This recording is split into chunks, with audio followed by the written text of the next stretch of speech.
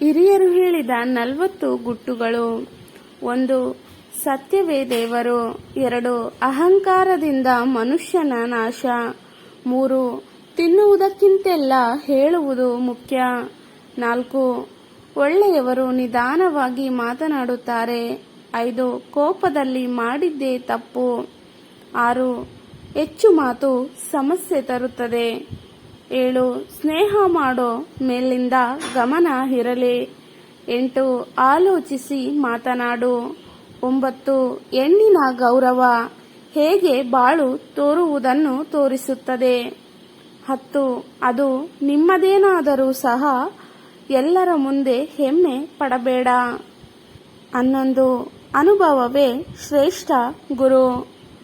12. ಕಾಲ ಬದಲಾದ್ರೂ ನೀತಿ ಬದಲಾಗಲಾರದು. 13. ಸಂತೋಷ ವಸ್ತುಗಳಲ್ಲಿ ಇಲ್ಲ. 14. ಅಹಿತಕರ ಸತ್ಯ ಕೇಳೋದು ಉತ್ತಮ ಸುಂದರ ಸುಳ್ಳಿಗಿಂತ. 15. ಮೌನವು ಬುದ್ಧಿವಂತಿಕೆಯ ಲಕ್ಷಣ. 16. ದ್ರೋಹಿಗೆ ಎಂದಾದರೂ ಶಿಕ್ಷೆ. 17. ಒಳ್ಳೆಯದು ಮಾಡುವವರು ನಿಧಾನವಾಗಿ ಜಯಿಸುತ್ತಾರೆ. 18.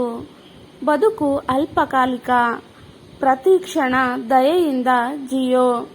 19. ಇದ್ದಷ್ಟನ್ನು ಮೆಚ್ಚಿಕೊಳ್ಳಿ. 20. ಇದನ್ನು ಮಾಡು, ಆದರೆ ಹೆಮ್ಮೆ ಪಡಬೇಡ. 21. ಸಂದೇಹವಿದ್ದರೆ ಕೇಳುವುದು ಹೀನಕಾರ್ಯವಲ್ಲ.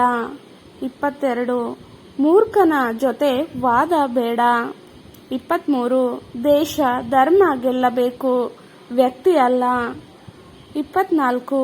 ಹೇಳುವವರಿಗಿಂತ ಕೇಳುವವರು ಬುದ್ಧಿವಂತರಾಗುತ್ತಾರೆ. 25. ಶ್ರಮವಿಲ್ಲದೆ ಫಲವಿಲ್ಲ. 26.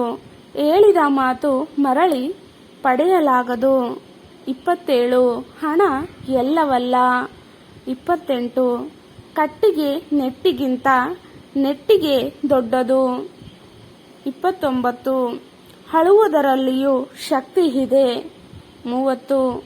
ಬಾಳು ಬದಲಾಗಬಹುದು, ಆದರೆ ಮೌಲ್ಯಗಳು ಅಲ್ಲ. 31.